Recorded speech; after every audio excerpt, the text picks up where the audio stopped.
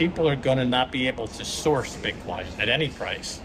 There's just nobody, and so it'll be an illiquid market. The $100,000 threshold has been broken by Bitcoin, but don't assume that's the end of the game.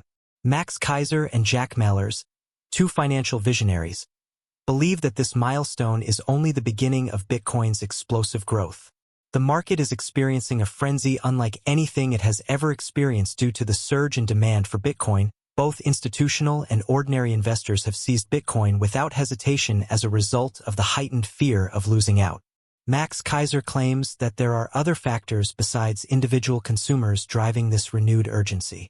Nation-states are now entering the battle. According to Keiser, the US and other superpowers are quietly joining the Bitcoin market in anticipation of multi-billion-dollar purchases. High net worth people and hedge funds are no longer the only factors at play here. The revolutionary potential of Bitcoin as a worldwide reserve currency is being acknowledged by entire nations. Jack Mallers shares Keiser's confidence in a different interview, delving into the core factors that make Bitcoin poised for unstoppable growth. Mallers emphasizes that anything needs to be available without restrictions at any time or place in order to be the ultimate store of value. Bitcoin is a perfect fit. He emphasizes how Bitcoin is a transnational, censorship-resistant, infinitely divisible currency that can function around the clock, every day of the year. These characteristics make it the next development of money, not just a digital asset. My point being that de-dollarization is here, and these countries are pulling out of the dollar, and part of that transition will be to price energy in something other than the dollar. And I think the winner will be Bitcoin, because Bitcoin becomes a world reserve currency. And so energy and Bitcoin is almost synonymous. A lot of people have been saying for years, really, that Bitcoin is energy, energy is Bitcoin. It's backed by energy, it is energy, money is energy. Money is the energy that you can solidify, put in your pocket, and move into the future with it, right? Because your Bitcoin that you can buy stuff with today is the same Bitcoin you can buy stuff with in 5 years. Also, it's the same Bitcoin you can buy stuff with in some other countries. It can move through space. So money allows you to move through time and space. It lets you move into the future. It lets you move around geographically. And that's always been the appeal of money, from beads and shells to gold. The appeal has always been the ability for an individual to be free.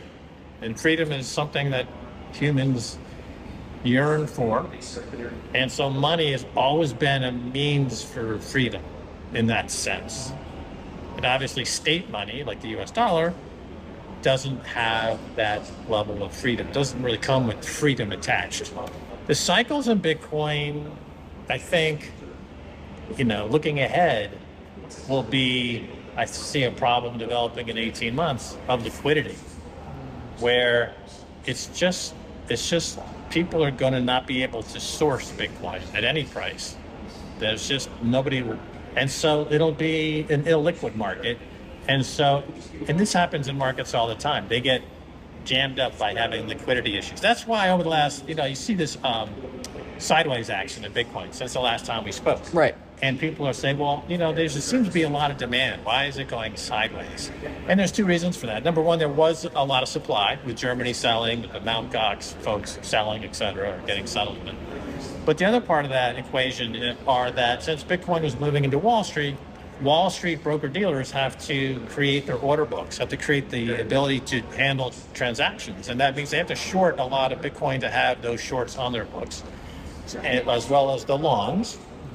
Because when you're maintaining as a specialist, essentially, you're maintaining buys and sells, you have to try to make a market, and price discovery is something that's mutually beneficial to all participants.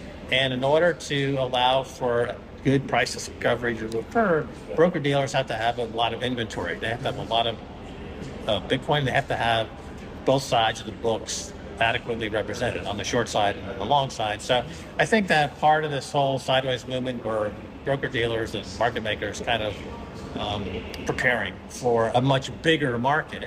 And then once they have a size their markets properly, then the price discovery is kind of allowed to act based on the true supply and demand. And so now we're seeing this jump to 90, 100, 120, 150,000. I think the price can get to 200 to 250,000 in this cycle before you have any difficulty from broker dealers in handling orders. Before they would maybe have to recalibrate their order books, et cetera. In 1933, the U.S. had a really big economic announcement. What was it? We're taking all your gold. In 1971, the U.S. had a really big economic announcement. What was it? We're divorcing ourselves from the gold standard so we can print money. In 2008, the U.S. had a really big economic announcement. What was it? It was we're bailing out all the big banks that misbehaved. In 2025, if the U.S. has a really big economic announcement, what is it? It's we're pro-technology, we're pro-innovation. What principles and morals and ethical alignment does Bitcoin have? Equal rights, equal opportunity, an open network. These are American ideals, American values. This is an asset that was accessible to the people 15 years ago that the people own. Governments only own 2, 3, 4% of this asset. This asset is held by the people. It acts in the best interest of the public. It's pro-jobs, it's pro-energy, it's pro-industry, it's pro-growth. And does anyone else have a plan to get us out of debt? Are we going to start a lemonade stand out here in Times Square? No, how about the best performing asset in the history of mankind? We lean into it, we buy it. Coinbase is an American company, Strike's an American company, Kraken's an American company, Tether sells the US dollar. Let's support these businesses, let's support this industry. I think that ego gets in the way of many people. People think they're late to Bitcoin. Yeah. I don't understand that, right? I think that late according to who? Oh, because you're comparing yourself to Michael Saylor, you're comparing yourself to your college roommate, you're comparing yourself to your coworker. Over the last 15 years, the best thing you could have done is buy Bitcoin. And I think that's going to be true for the next 1,500 years. And so as a country, I think we have a choice. I think everyone else around the world is understanding we are pro-growth, pro-business, pro-Bitcoin as this new administration takes office. And we have to make a decision. I think the worst thing we can do is not own enough. And actually, to de-risk this, we should buy some and push these American ideals in technology and innovation and growth through the best performing asset and technology in mankind.